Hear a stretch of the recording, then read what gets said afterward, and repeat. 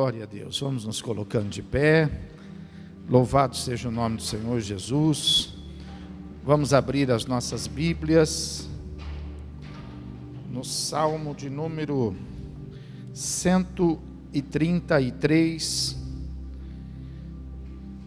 Vamos já começar a fazer parte desse momento tão glorioso que é o momento da comunhão e nos alegrar nessa manifestação gloriosa que o Espírito Santo concede a cada um de nós, com a oportunidade de nós estarmos unidos a uma aliança com Jesus, unidos no corpo de Cristo, e fazermos disso um momento precioso diante de Deus. Salmo 133 fala sobre isso, e eu gostaria muito que essa palavra pudesse desabrochar dentro do nosso coração, e que ela pudesse ser intensa nos nossos relacionamentos.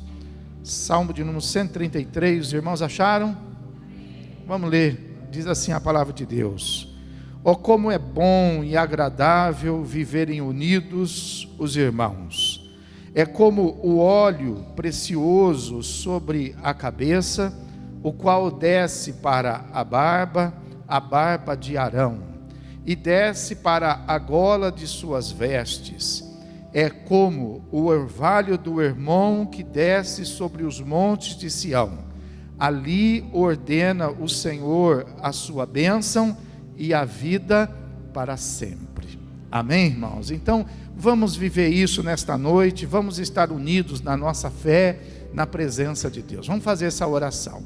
Precioso Deus, maravilhoso e poderoso Pai, nós queremos te agradecer por esta oportunidade tão maravilhosa de estarmos aqui reunidos na tua casa, diante, meu Deus, de algo tão precioso para as nossas vidas, que é a comunhão, Senhor, que é a ceia do Senhor, Pai.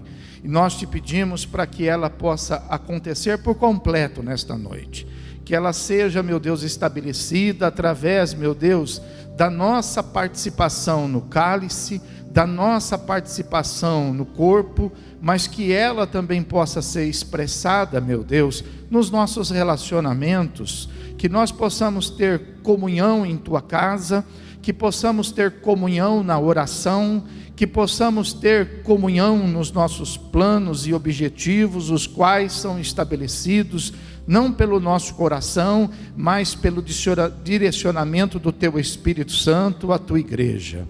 Que nós possamos estar todos no mesmo espírito, meu Deus, na mesma fé, no mesmo caminho, Senhor. Portanto, fala conosco nesta noite, receba-nos, meu Deus, diante de ti, com os nossos hinos, com a nossa adoração, com as nossas orações, pois assim, meu Deus, nós oramos, nós te pedimos e nós já te agradecemos, em nome do Senhor Jesus Cristo.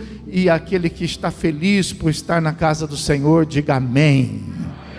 Vamos adorar o nosso Deus com alegria, com louvores.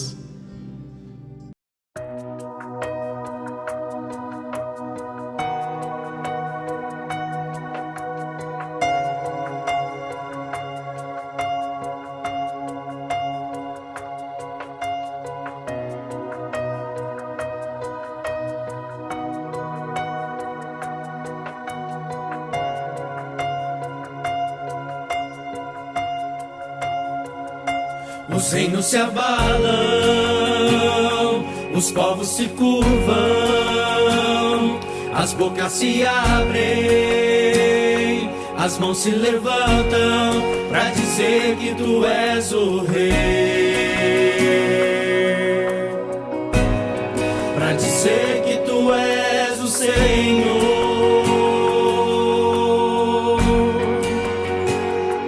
Os reinos se abalam, os povos se curvam, as bocas se abrem, as mãos se levantam para dizer que tu és o rei, para dizer que tu és o Senhor. Teu reino é sempre eterno, firmado em misericórdia, justiça, igualdade, bondade e fidelidade.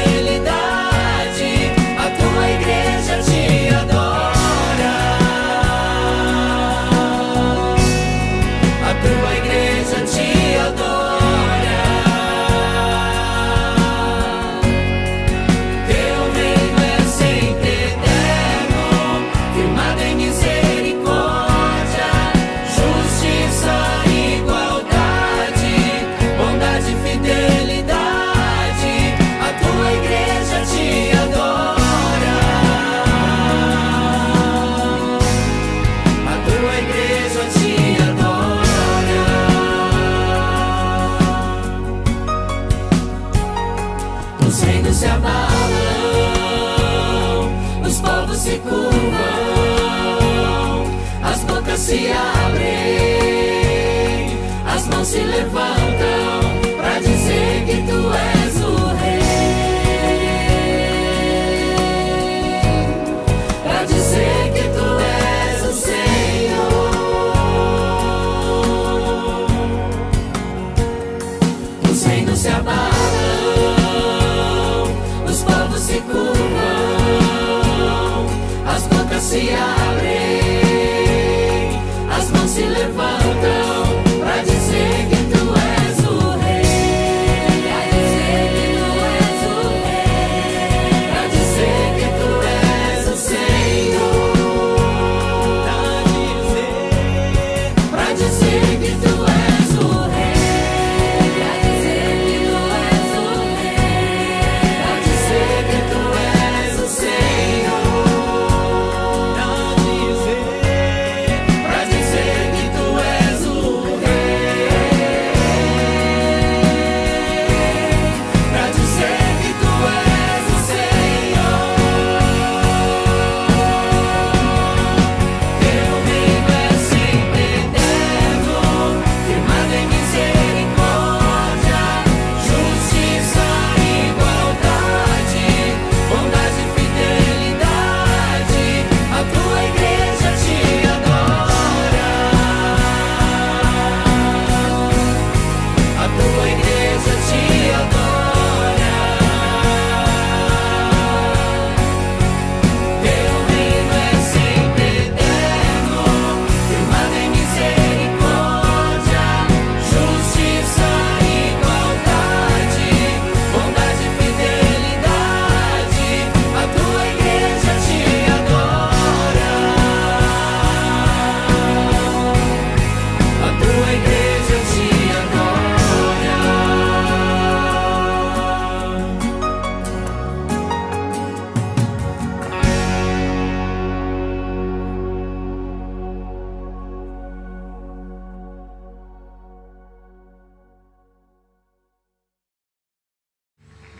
Pegue sua Bíblia, se você estiver sem ela, aproxima aí de quem estiver com uma Bíblia na mão. Nós vamos ler um versículo no Velho Testamento e depois nós vamos ler outros versículos do Novo Testamento. Então eu quero que você tenha toda a atenção na leitura que vamos fazer. Vamos abrir primeiro Êxodo, capítulo de número 23, versículo de número 15. Eu vi alguns irmãos aqui na frente dar um glória, aí no fundo eu não percebi não. Oh, que maravilha. Glória a Deus que nós estamos abrindo a palavra de Deus. Êxodo 23, versículo 15. Irmãos, acharam? Amém? Então vamos ler a palavra que fala assim: guardarás a festa dos pães asmos. 7 dias comerás pães asmos, como te ordenei, ao tempo apontado no mês de Abibe, porque nele saíste do Egito. Ninguém apareça de mãos vazias perante mim. Depois nós vamos lá para Mateus. Vai lá para Mateus agora, Novo Testamento, primeiro evangelho do Novo Testamento, Mateus, capítulo de número 26.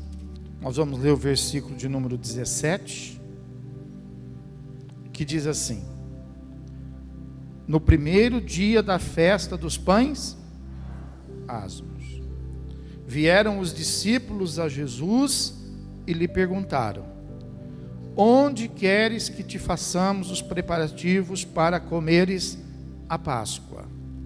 Versículo de número 26. Enquanto comiam, tomou Jesus um pão e, abençoando-o, o partiu e o deu aos seus discípulos, dizendo: tomai e comei, isto é o meu corpo. A seguir tomou um cálice, tendo dado graças, o deu aos seus discípulos, dizendo: bebei dele todos, porque isto é o meu sangue, o sangue da nova aliança, derramado em favor de muitos para a remissão de pecados. E digo-vos que, desta hora em diante, não beberei deste fruto da videira, até aquele dia em que o hei de beber novo convosco no reino de meu Pai. E tendo cantado um hino, saíram para o Monte das Oliveiras. Amém? Graças a Deus. Vamos nos assentar. Louvado seja o nome do Senhor Jesus. Eu poderia ter lido somente esse texto de Mateus. Teria sido suficiente para que a gente pudesse decorrer aqui em toda a mensagem que o Espírito Santo está trazendo para nossas vidas. Fiz questão de ler o versículo de Êxodo para você poder entender que os fatos ocorridos no tempo de Jesus não foi nada novo, não foi nenhuma prática diferente, muito pelo contrário, foi uma continuidade daquilo que desde o início Deus já tinha orientado o seu povo para que ele pudesse estar praticando como forma de relacionamento com Deus. Porque Deus sempre ensinou para que a gente pudesse se relacionar com Ele, não somente com as nossas palavras, mas principalmente com as nossas vidas, né? E esse relacionamento foi estabelecido lá no Velho Testamento através das festas que Israel realizava. Estas festas marcavam com evidência os momentos principais que eles tiveram de experiência com Deus dentro das suas necessidades e das suas realidades. Então, nunca foi uma fé incoerente, nunca foi. Nunca foi uma fé sem conhecimento de quem a praticava, nunca foi, muito pelo contrário. A fé em Deus é a única coisa mais legítima que nós temos em toda a terra. A gente vê incoerência em outras práticas de fé. A gente fala assim, meu Deus, que sentido tem isso? Mas a fé dirigida, voltada para o Deus Criador do céu e da terra, ela tem todo sentido, ela tem toda razão. Então, a Bíblia fala que o Senhor determinou para que eles estivessem fazendo, por exemplo, essa festa aqui dos pães asmos, e esta festa foi cumprida, né, no tempo do Senhor Jesus Cristo. E no meio dessa festa aqui dos pães asmos, que era uma festa de 7 dias, ela terminava com a festa da Páscoa, que era a festa principal que Israel realizava de ano em ano, em função da libertação que eles tiveram dos 400 anos de escravidão no Egito. Então essa festa trazia uma identidade desse povo para com o Deus que eles serviam e o Deus que eles criam. Então era algo coerente, era algo que realmente dava para se explicar e dava também para se compreender, né? Então a Bíblia fala que Deus ensinou lá, né, que eles deveriam se apresentar diante dele uma vez por ano e estabelecer todo aquele cerimonial que fazia parte. Esses pães asmos significavam pão sem fermentos, né? E a festa da Páscoa significava no sacrifício de um cordeiro, que era um sacrifício que foi necessário. Veja, existe uma coerência. Um sacrifício necessário para que houvesse a libertação de um povo, de uma nação. Não foi somente de uma pessoa, mas foi de um povo, de uma nação. Então, Deus está ensinando com isso que mesmo as coisas da fé não são alcançadas de qualquer maneira, e também não são alcançadas somente pelo fato de crer. A Bíblia fala que crer, até o diabo crê, e o diabo não vai resolver a vida dele pelo fato dele crer, muito pelo contrário. O fato dele crer e de ser quem ele é, faz sim com que ele então seja condenado. E há exemplo de nós, mesma coisa. O fato de nós, por exemplo, crermos e desobedecermos aquilo que cremos, não nos salva, muito pelo contrário, nos condena. Então, por isso que a nossa fé, ela precisa ser uma fé inteligente. Ela precisa ser uma fé tomada de sabedoria, uma fé tomada de conhecimento, conhecimento em fatos, conhecimento em história, não é em discurso, em fábula, conversa, não, em fatos. Então, o primeiro fato, diz a Bíblia, que Deus fala para eles: olha, vocês se apresentem diante de mim e estabeleça todo esse ritual. E ele fala assim: quando vocês se apresentarem, vocês não façam isso de mãos vazias.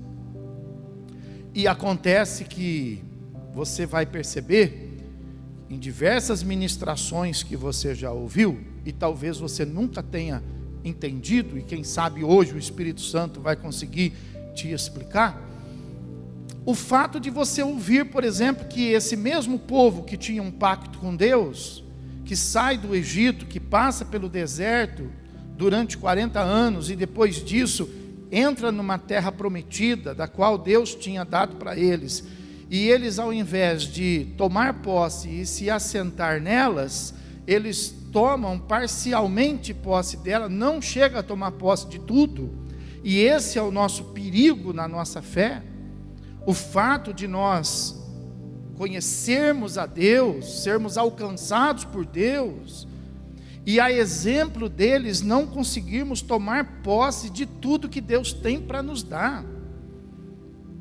Interessante isso, porque isso está pronto, está preparado, assim como estava para eles.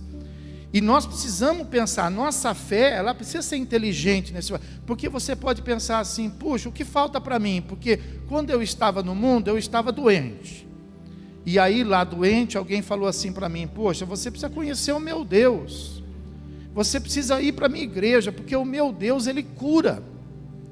Eu estava lá no mundo e eu estava aflito, eu estava desempregado, eu estava passando necessidades, mas eu encontrei alguém que chegou para mim e disse assim: você precisa conhecer o meu Deus, porque se você conhecer o meu Deus e você for lá para a minha igreja, o meu Deus vai te abençoar, o meu Deus vai te prosperar. Se você tivesse lá com um problema de família, um problema de casamento, um problema de relacionamento, e você encontrou alguém lá no mundo e alguém te disse assim: poxa, você está assim porque você não conhece o meu Deus. Porque se você conhecesse o meu Deus, e se você fosse para a minha igreja, seu casamento seria restaurado, seu relacionamento seria curado, e você seria abençoado. Estou falando alguma mentira? Mas e quando nós estamos na igreja, e nós estamos passando por todo esse processo? Aí a gente pergunta assim: bom, e agora o que eu tenho que fazer? Porque depois de Jesus Cristo, irmãos, não tem outra porta para a gente bater. A gente bate na porta dos amigos, a gente bate na porta da família, a gente bate na porta de pessoas, até que alguém um dia fala assim: pô, você está batendo em porta errada. A porta certa que você precisa bater é a porta de Jesus.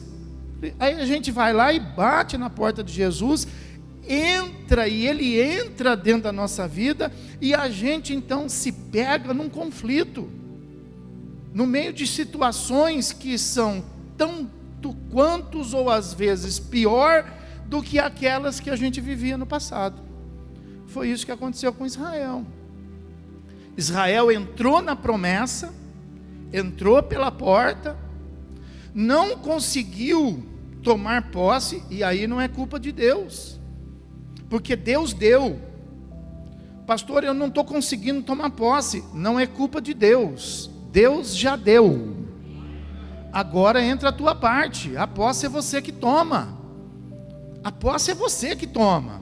Agora, falar porque talvez todos nós não venhamos tomar posse, falar que isso não é então verdade, aí nós estamos cometendo uma agressividade. Nós podemos não tomar posse, mas que é verdade, é verdade. Jesus Cristo veio para nos dar vida, e não uma vida comum, mas uma vida anormal, uma vida abundante. Que isso é verdade, é verdade. A nossa fé não pode ser incoerente. Só que tem a parte dele e tem a parte nossa. Então a gente, por exemplo, por isso que eu linkei o Velho Testamento no mesmo texto com o Novo, para você perceber que o Velho Testamento não é para a gente descartar, muito pelo contrário, é para a gente tirar exemplo. Não é para a gente, preste atenção nisso que eu vou te explicar. Não é para você vir para a igreja e viver em conhecimento só. Não. Não é para você descobrir só. Você pode descobrir coisas, você pode ter revelação, mas não é para você viver disto. A Bíblia fala que nós precisamos viver de sabedoria. Qual que é a diferença de sabedoria e de conhecimento? Conhecimento você vai descobrir. Você vai ter que pagar o preço para descobrir, você vai ter que investigar, você vai ter que fazer todo um procedimento para que você possa chegar. Sabedoria é olhar para aquilo que já está feito e aprender com aquele que errou e não errar. Então isso é sabedoria. Então a primeira coisa, antes de você mergulhar nas águas do conhecimento, primeiro entra na sabedoria para você se estabilizar. Então você tem a sabedoria. Então quando a gente olha para o Velho Testamento, a gente vai adquirir sabedoria, e a gente vai então poder ver, puxa, olha, Deus deu a terra e eles não tomaram posse de tudo. Então tem muita coisa para a gente tomar posse, e o Espírito Santo está falando isso conosco. O Espírito Santo está fazendo essa cobrança. Escuta, por que você não tomou posse ainda? Por que você ainda não está vivendo a vida abundante que Jesus prometeu? Ah, mas é porque eu tenho problema. Não diga mais, nós estamos nessa campanha, eu tenho um Deus.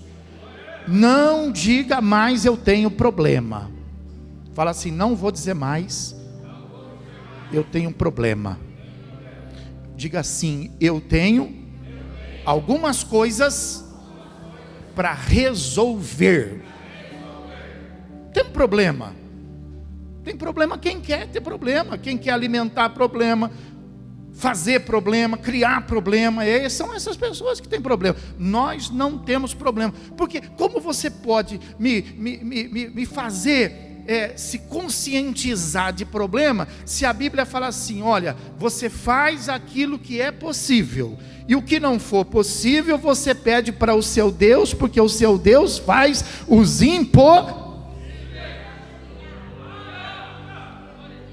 Como que eu coloco um problema nesse versículo? É minha culpa ou é culpa de Deus? Foi Deus que disse, ó, faz a tua parte, garante a tua aí. Eu não vou fazer a tua não. Você não vem querer ficar vivendo de mingauzinho não, de mamadeira não. Você faz a tua parte aí, e vai até onde você consegue ir. A hora que você não conseguir mais, se você quiser ir em frente, aí você clama por mim. Clama a mim e responder-te-ei. Aleluia. Então veja que a posse depende de nós.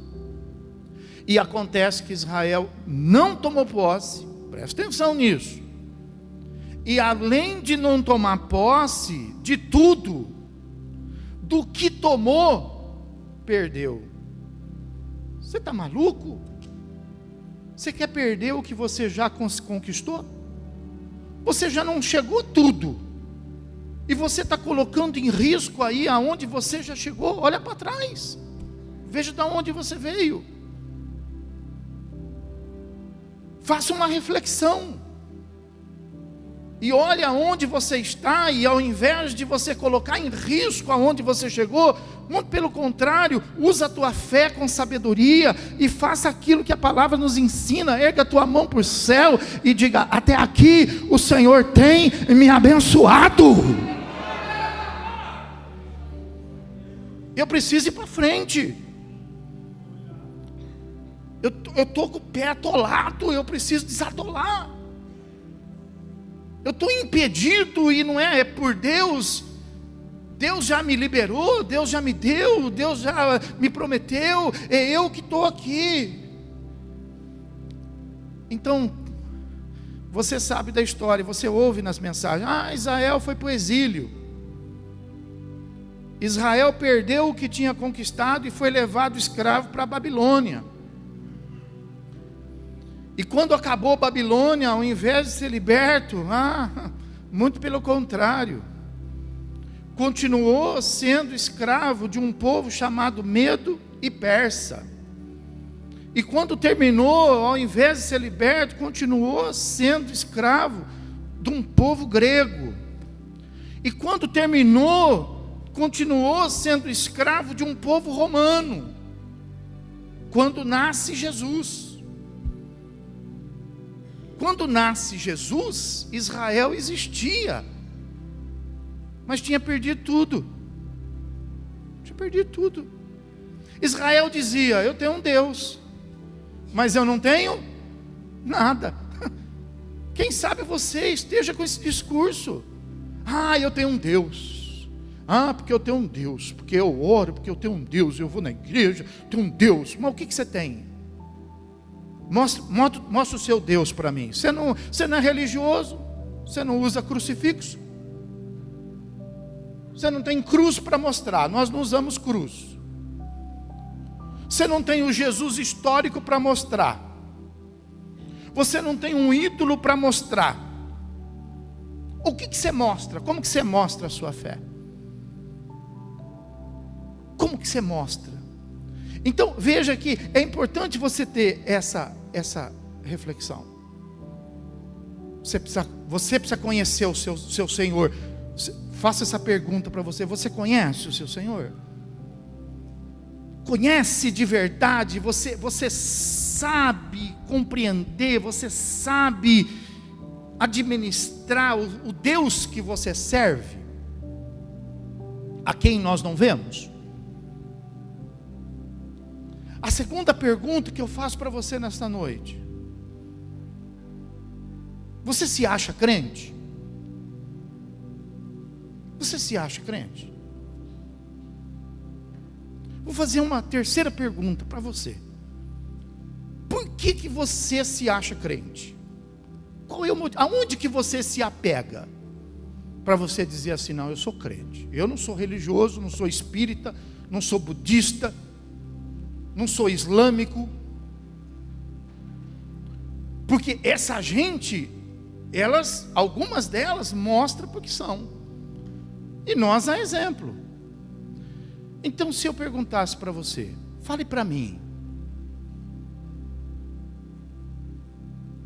como que você, baseado no que, fundamentado no que você chega à conclusão que hoje você é crente?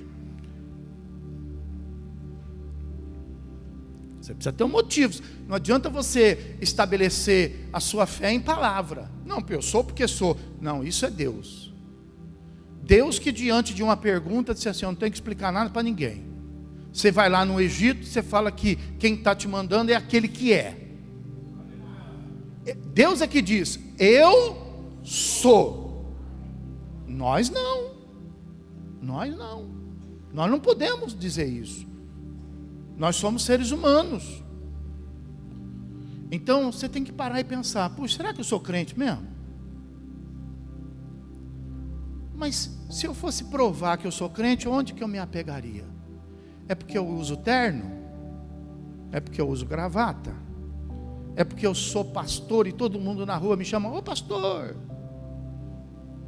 É porque os irmãos, quando me encontram, eles dizem assim: paz do Senhor? Então é por isso que eu me considero crente? Eu me considero crente porque eu tenho uma Bíblia? Então foi esse o erro de Israel. Subiu na cabeça dele esse negócio de ser crente, esse negócio de ser judeu, sou judeu. Subiu na cabeça deles. E eles acharam que ser judeu era mais do que servir a Deus. Eles confundiram. E aí eles começaram a servir a Deus de uma maneira diferente. Ao invés deles aprenderem a serem servos de Deus, eles foram se inchando,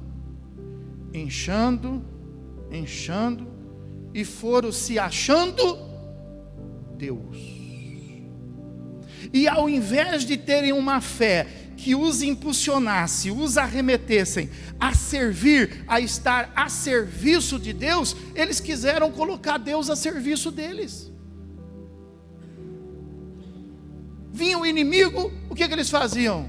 Senhor, luta a nossa guerra. Ó o inimigo aí querendo nos invadir. Ó, essa terra o Senhor nos deu como promessa, eles querem tomar. Então Deus tinha que defender, Deus tinha que guardar, Deus tinha que alimentar. E parece que tem pessoas, por exemplo, que hoje tem o mesmo raciocínio. Deus tem que curar, Deus tem que alimentar, Deus tem que proteger. Não pode falhar, hein? Não pode falhar, hein?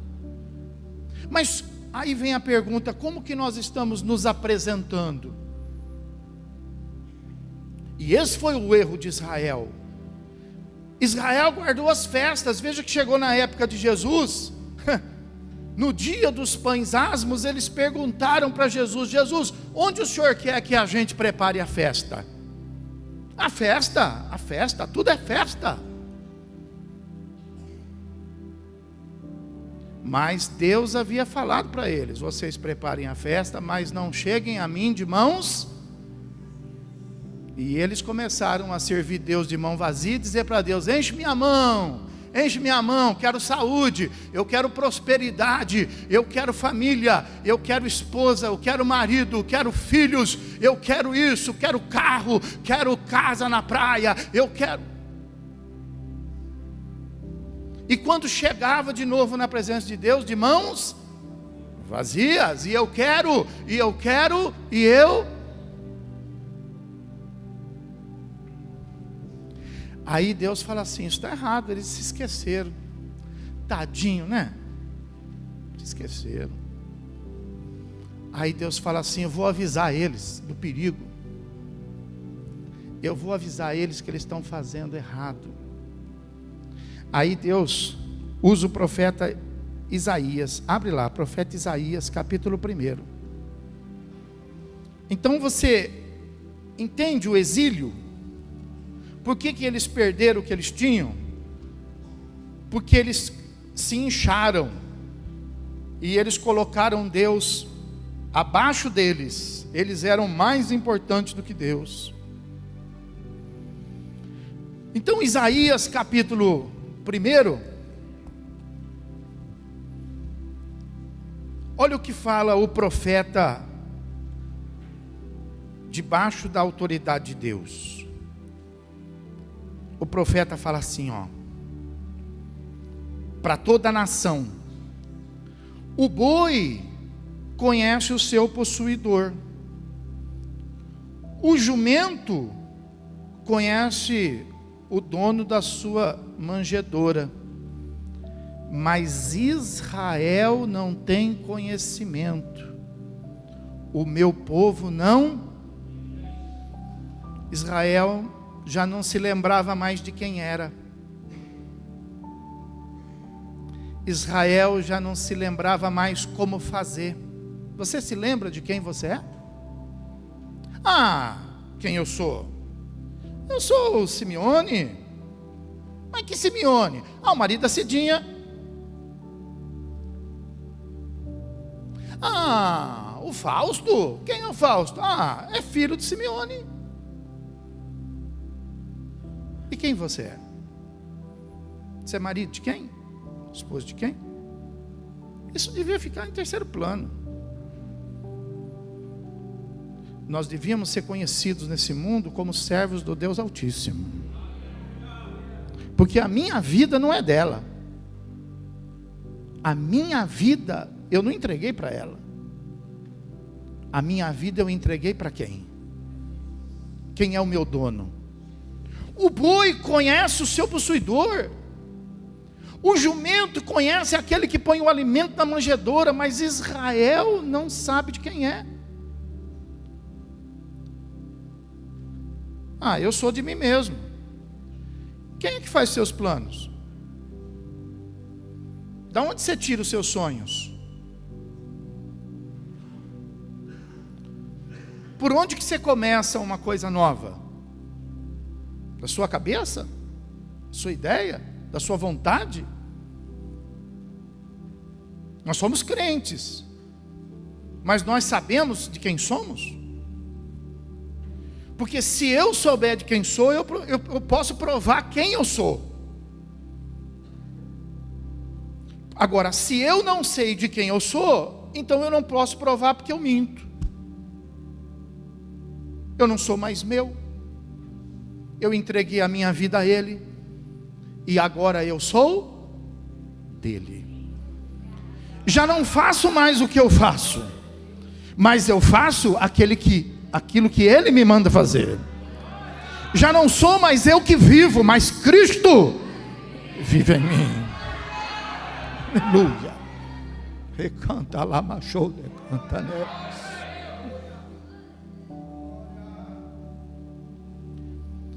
Então, veja bem, por que deu errado? Porque Israel se perdeu no meio do caminho, deixou o Criador. E como judeu, eu faço. Tive uma ideia, tem um plano. Não, eu vou fazer. Não, mas eu vou fazer, estou com vontade de fazer. Então a Bíblia fala que a situação de Israel, por causa disso, quando Israel se apresentava diante de Deus, olha o versículo de número 12, fala assim: quando vindes para comparecer perante mim, quem vos requereu o só pisar nos meus átrios? Quem te disse isso? Que você só deve vir diante de mim? E o fato de você pisar nos meus átrios faz com que você seja meu.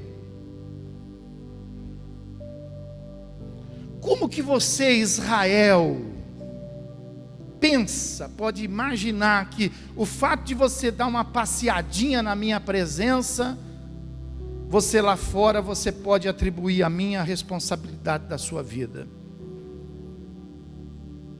E por que Israel então começou a entrar na presença de Deus com mãos vazias?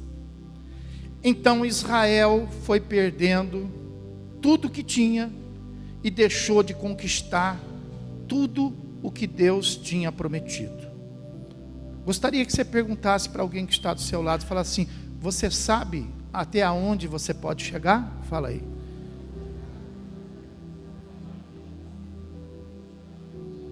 Você pode ir muito mais além, só que você pode impedir o plano de Deus na sua vida com a sua vontade. Porque segundo a nossa fé fundamentada na palavra de Deus, diz que os planos de Deus são maiores, os caminhos de Deus são mais altos. Então, se os meus planos estão rasos, é porque não são de Deus, são meus. Se os meus caminhos estão subterrâneos, eu não posso atribuir isso a Deus. São caminhos estabelecidos pela minha vontade, porque a palavra de Deus não mente. A palavra de Deus é poderosa, verdadeira, inerrante. Sabe o que é inerrante? Não erra. Não erra. Então, diante disso, como que ficou Israel? Versículo de número 4 do capítulo 1 de Isaías. Então fala que Israel se envolveu no erro, em diversos erros, no pecado. Israel todo começou a ser carregado de iniquidade, começou a se tornar uma raça maligna. cheio de corrupções. Povo, sou judeu, mas de que maneira? Com espíritos malignos. Sou judeu, mas de que maneira? Com caminhos corruptos. Sou judeu, mas de que maneira? Envolvido no pecado. Sou judeu, mas de que maneira? Carregado de iniquidade. Que judeu é esse? Abandonaram o Senhor, deixaram Deus de lado, só diziam que eram dele, e blasfemaram do Santo de Israel. E olha aí, voltaram para... O perigo não é só não ir para frente. Tem gente que fala assim, pô, minha vida não anda. Não, isso aí não é o pior. Porque tem gente que fala assim, pior do que está não pode ficar. E não é que fica. E não é que fica. O perigoso não é você conseguir ir para frente. O perigoso é você ir para trás, pessoal. E se você usar a sua sabedoria, você vai ver que isso aconteceu com Israel. E a Bíblia fala no versículo 5, porque a vez de ainda, por que a vez? Por que você ainda tem que passar por tanto sofrimento?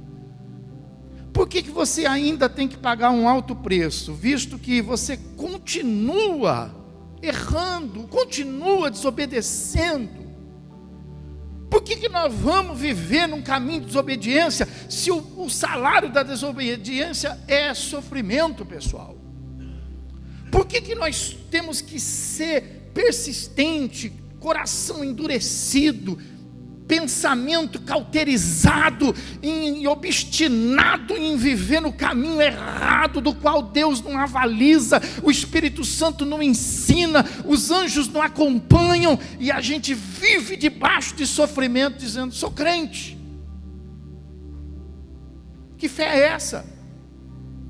Onde que nós vamos encontrar gente querendo ser crente, olhando para o nosso sofrimento, olhando para o nosso testemunho?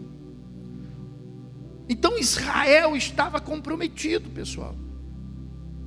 Fala o versículo 6 que não era poucas as feridas, desde a planta do pé até a cabeça, não havia nada arrumado, não havia nada são, nada curado, tudo comprometido, era tudo fachada.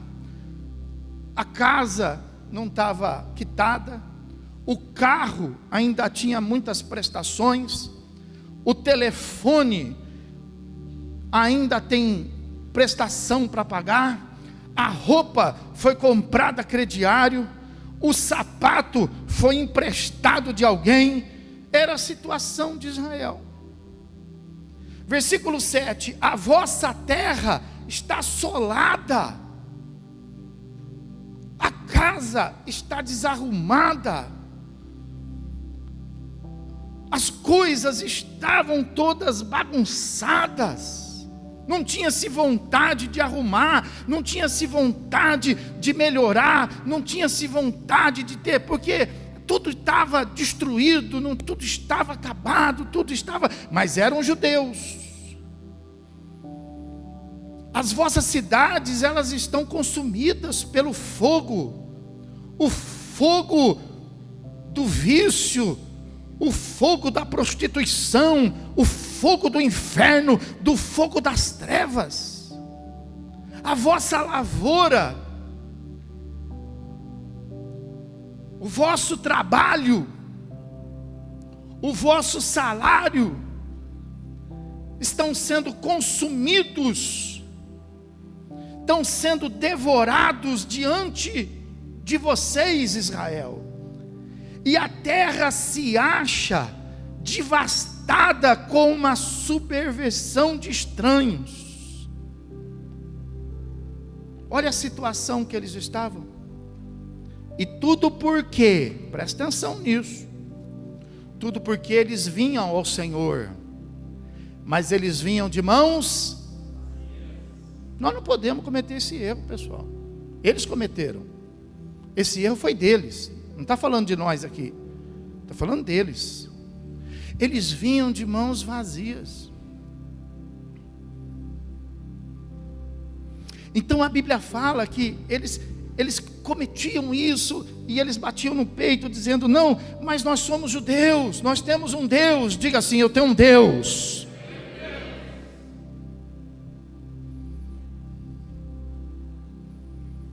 E aí Deus fala para ele: olha, versículo de número 13, não continua trazendo essas ofertas vãs, não continua trazendo o incenso para mim em forma de abominação. E também, eu não estou preocupado com a festa da lua nova, com os sábados. Eu não estou preocupado com a convocação das congregações. Eu não estou preocupado com essas coisas. O que eu estou preocupado é em ter que suportar a iniquidade associada ao ajuntamento solene. O que eu estou preocupado é a iniquidade associada com a santidade. É isso que me irrita, Deus falou. É isso que me irrita. O que me irrita é olhar para vocês, Deus falando para eles, e ver vocês com essa cara de santo, sendo que vocês estão. Então a Bíblia fala que eles estavam sofrendo por causa disso. Aí, um outro profeta, o profeta Oséias, vai lá. O profeta Oséias. O profeta Oséias, Deus levanta o profeta Oséias para ele ir em todo Israel, para ele falar de um por um, de casa em casa, de pessoa em pessoa. Deus, hein? Deus fazendo isso. Deus dizia assim para eles, Oséias capítulo 14: volta, ó Israel, para o Senhor teu Deus. Volta Israel. Eu li isso, fiquei imaginando, falei: não, eu acho que eu estou maluco.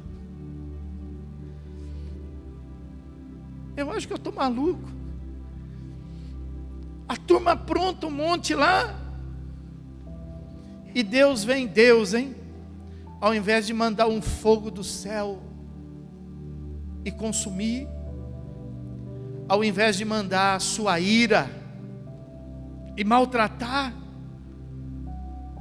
Deus toma a boca do profeta e ele mesmo fala na boca dela: ô Israel, volta Israel,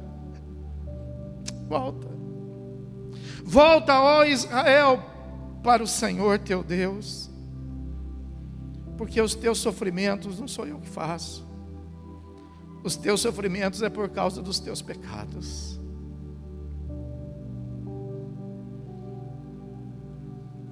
E o Espírito Santo está falando isso para a gente hoje. Volta para Deus. Volta com força para Deus. Volta a ouvir a voz de Deus. Volta para a oração. Volta para a sua consagração. Volta para uma vida escondida no recôndito do Senhor. Volta, ouve. Eu gostaria que você ouvisse. A Bíblia fala que Israel no deserto ouvia os gritos do Egito dizendo: Israel, volta para o Egito. Mas hoje aqui em Jesus Cristo nós podemos ouvir a voz do Espírito Santo dizer: volta para o Senhor nesta noite. Volta para o Senhor. Volta do Senhor. Versículo 6 aí do capítulo 14 de Oséias fala assim: porque se você ouvir a minha voz, estender-se-ão de novo os seus ramos. Você vai brotar de novo. Pastor, mas tem jeito para mim? Tem jeito para você. Pastor, mas a minha vida pode mudar, a sua vida pode mudar agora. Estender-se-ão os seus ramos. O seu esplendor será como o da oliveira, e sua fragrância será como a fragrância do Líbano. Tem jeito para nós, tem jeito para mim, tem jeito para você, tem jeito para a igreja. Pode aplaudir e glorificar Jesus.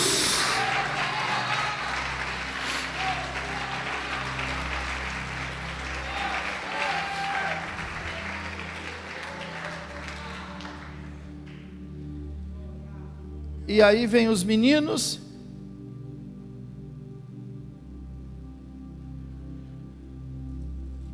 e os meninos,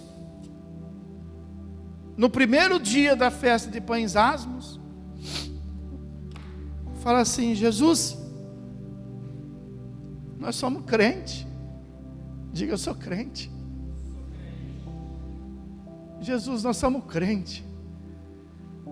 Onde o Senhor quer que a gente prepare a festa dos pães asmos?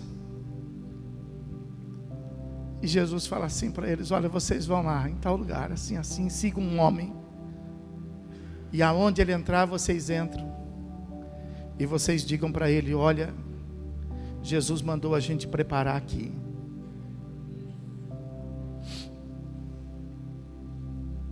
E eles foram. E eles prepararam. Mas eles foram com as mãos vazias. Eles pegaram emprestado. Eles não tinham lugar. Eles não tinham uma mesa. Eles não tinham nada para colocar em cima da mesa. Eles pegaram o lugar emprestado. Eles pegaram a mesa emprestada. Eles pegaram as coisas emprestadas e colocaram em cima da mesa. E quando chega o dia, eles entram no lugar. E Jesus com eles. E quando Jesus chega diante da mesa, no meio de tudo aquilo, a Bíblia fala que Jesus para. E deixando tudo que era emprestado de lado. Tudo que era emprestado. Diga: tudo que era emprestado.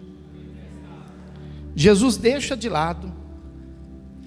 E a Bíblia fala que ele então toma de um pão, parte, coloca sobre a mesa e disse assim: isto é o meu corpo que é dado por vós. Diz a Bíblia que ele toma um cálice de vinho, de suco, de vinho. E tomando aquele cálice de vinho, de suco,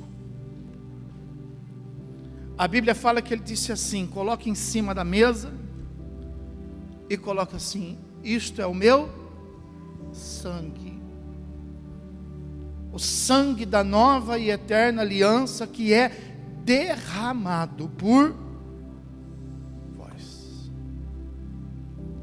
E diz a Bíblia que ele pega o pão e oferece. Come. E todos comeram. Ele pega o cálice e todos beberam. Jesus não veio à mesa com as mãos vazias. Ele não colocou nada sobre a mesa, senão ele disse: isso é o meu, eu coloco o meu sangue.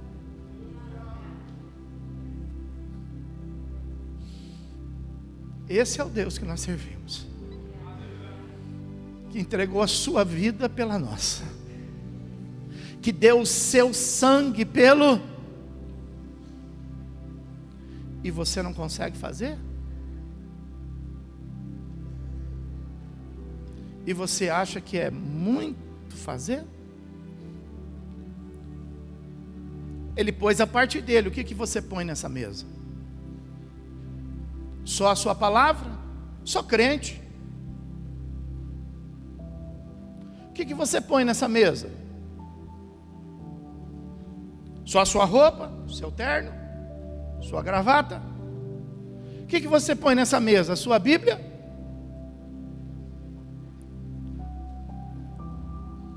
O mesmo que Deus disse para Israel, Jesus fala para nós: filho meu, dá-me o teu coração. É isso que Ele quer. Filho meu, entrega a sua vida. Que é palavra? Lembra o que Deus disse? Eu não aguento mais, eu não suporto mais a mistura dessas coisas, das coisas erradas com a santidade. Jesus está dizendo isso para nós. Escuta, olha, eu não estou brincando não, eu estou colocando aqui o meu corpo, eu estou colocando aqui o meu sangue. O que você coloca? Eu não vou abrir mão daquilo que eu gosto. Eu não vou deixar esse vício. Eu não vou fazer esse esforço. Então você não entra com nada?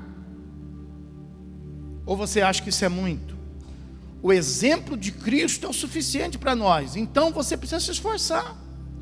Pedro disse assim: o Senhor não vai beber esse cálice, eu bebo pelo Senhor. Jesus disse para ele: para trás de mim, Satanás. Nós não precisamos beber o cálice que ele bebeu, não temos essa capacidade. Mas nem o nosso a gente quer beber, nem o seu você vai tomar. Nem a cada mês você não vai dar um gole. A cada mês você ter uma conquista, a cada mês você se limpar, você se purificar, você conquistar a libertação, você conquistar a cura. Nada.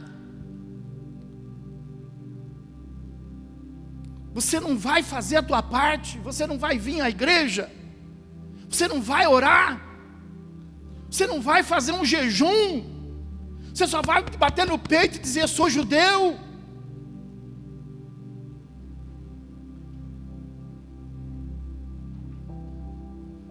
Nós não podemos ter esse pensamento. Nós precisamos ter sabedoria. Os judeus tropeçaram nisso. Nós precisamos colocar na mesa não o que nós possuímos, mas o que nós somos. Por isso que o apóstolo Paulo vem lá em Romanos para poder fechar a mensagem e diz assim: rogo-vos. Olha, tem que dizer assim? Vocês querem que eu fale assim para vocês? Vocês querem que eu ensine a palavra, ou vocês querem que eu fale igual o apóstolo Paulo? Pelo amor de Deus, gente, pelo amor de Deus, vamos fazer uma campanha de oração, pelo amor de Deus, gente, vamos. Rogo-vos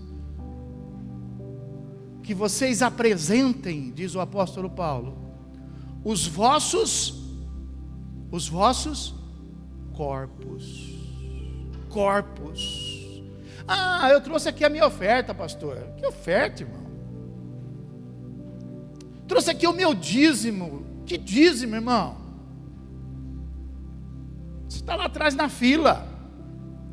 Isso aí é depois de você entregar o que você é. É depois de você entregar a sua profissão de fé. É depois de você entregar a tua vida. Aí você entrega o teu dízimo. Aí você entrega a tua oferta. Mas primeiro é você. Primeiro é você. Estamos aqui atrás de dízimo. Não aprendi a ser pastor de dízimo. Não estamos aqui atrás de oferta. Não aprendi a ser pastor de oferta. Nós não estamos aqui atrás de barulho. Não aprendi a ser pastor de barulho. Quem me pastoreou era pastor. Quem me consagrou era pastor. fui ensinado por pastor, fui consagrado pelo pastor e aprendi a ser pastor. É o que eu sei fazer. Não sei fazer outra coisa. Não sei fazer barulho. Não sei ficar constrangendo, obrigando. Só sei dizer para você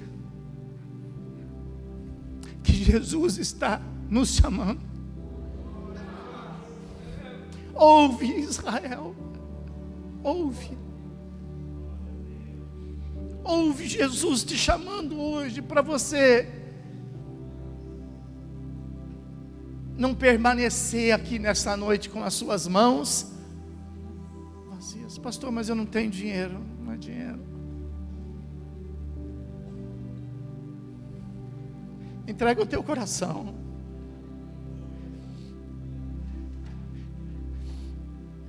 Entrega a tua vida. Entrega a tua, sabe, o teu empenho. Se empenha, se esforça, seja mais consagrado. Seja mais atencioso, seja mais educado. Entrega isso e fala: Deus, é verdade, eu estou precisando ser um pouco mais educado. Entrega hoje, põe isso na mesa. Mas eu sou descendente de italiano, arranca essa descendência, põe na mesa, põe o teu sangue na mesa, põe a tua vida na mesa, porque essa é a verdadeira fé, porque esse é o nosso verdadeiro Deus. Amém? Pode aplaudir e glorificar o Senhor Jesus. Aleluia.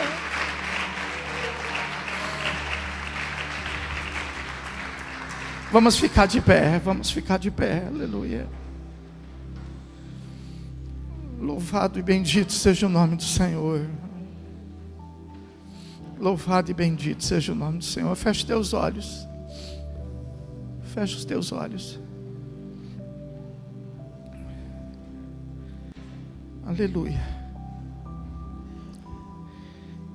E com os seus olhos fechados, se você me ouvir de novo ler esse versículo, dizendo assim: volta, volta, ó Israel, para mim, porque eu sou o teu Deus. O que te faz lembrar? O que Deus está falando isso para nós? Por que Deus está falando isso para mim? Pergunta aí no seu coração: por que Deus está falando isso para mim? Para mim voltar no quê? O que foi que eu deixei de fazer? O que foi que eu deixei de praticar? Por que o Senhor está falando isso para mim, meu Deus?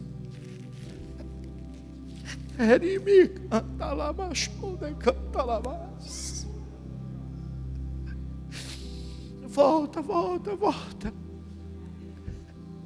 Volta para mim. O que Deus está querendo dizer isso para você?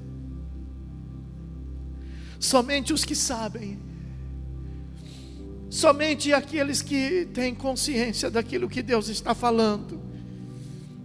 Eu sei, pastor, o que Deus está dizendo para mim, eu sei o que Ele está querendo dizer. Saia do teu lugar e venha trazer a tua vida. Venha trazer a tua vida no altar. Venha trazer a tua vida no altar. Somente os que sabem. Somente os que sabem. Somente os que sabem. Venha, venha, venha. E essa é a rica oportunidade que você tem de colocar a sua vida sobre ela. E responder a Jesus com uma verdadeira fé. Com uma verdadeira entrega. Volta, volta. Faz a tua oração e diga a Ele, fala: Espírito Santo, eu entendi a tua palavra. Assume um compromisso, bebe o teu cálice aí. Jesus bebeu dele. Toma o teu cálice. Assume o teu compromisso, assume a dificuldade, sabendo que você vai até onde você suporta, e a hora que você não suportar, clame por Ele. E Ele te ajudará. e Ele te abençoará. Não tenha medo, não temas, disse o Senhor. Não tema pelo caminho, não tema por aqueles que estão no caminho, não tema pelo laço do passarinheiro, não tema pelas pestes perniciosas, não tenha medo das setas que voam de noite, não tenha medo daquele que se levanta contra ti, porque por um caminho se levantará contra ti, mas por 7 caminhos fugirá de ti. Deus quer a sua vida transformada. Deus quer a sua vida transformada. Deus não está pensando no que você tem. Deus está pensando no que você é. Deus, quando olha para você, vê a tua alma. E é isso que Ele quer salvar. Ele quer salvar a tua alma. Quantos nesta noite podem entregar tudo a Ele e falar: Senhor Jesus, eu entrego tudo, entrego a minha vida, eu entrego minha alma. Quantos nesta noite pode fazer isso? Quantos nesta noite pode entregar no altar aqui um desafio? Senhor, eu entrego esse desafio, eu vou enfrentar esse vício, meu Deus. Eu não vou entrar mais na sua presença com esse vício nas mãos. Quantos nesta noite aqui pode dizer assim: Senhor, eu não vou entrar mais contaminado dessa maneira na tua presença, com as minhas mãos cheias de prostituição, com a minha mão cheia de mentira, com a minha mão cheia de vaidade. Senhor, eu entendi a tua palavra, eu não vou mais entrar na tua presença fazendo parte desse mundo de corrupção. Não vou, Senhor. Quantos nesta noite pode entrar mais do que com palavra? Quantos nesta noite pode entrar com o sangue? Quantos nesta noite pode entrar com a vida? Quantos nesta noite pode externar uma fé realmente consistente, uma fé pura e verdadeira, não fictícia? Quantos nesta noite pode dizer ao redor da mesa do Senhor: eu ponho a minha vida em cima dessa mesa aqui, Jesus, vai mudar, vai mudar. Levanta a tua mão para o alto e ouça o Espírito Santo. Ouça o Espírito Santo, ouça. Ouça a voz de Deus, que não é uma voz de vingança, muito pelo contrário, é uma voz de amor, dizendo: filho meu, volta, volta, eu vou te ajudar, filho meu, volta, volta, volta, volta, volta, volta, volta a se ajoelhar, volta a orar, volta a me buscar, volta a se alegrar na minha presença, volta a participar, volta a conviver, volta a confiar, volta a falar comigo. Há quanto tempo você não fala comigo, filho meu? Volta a falar comigo. Um Deus falando assim para a gente, um Deus que poderia virar as costas e Ele continuaria sendo Deus.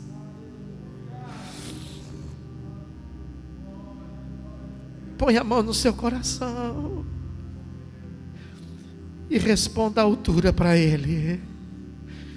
Responda com o teu amor, responda com a tua simplicidade, responda com os teus sentimentos, responda com a tua fé.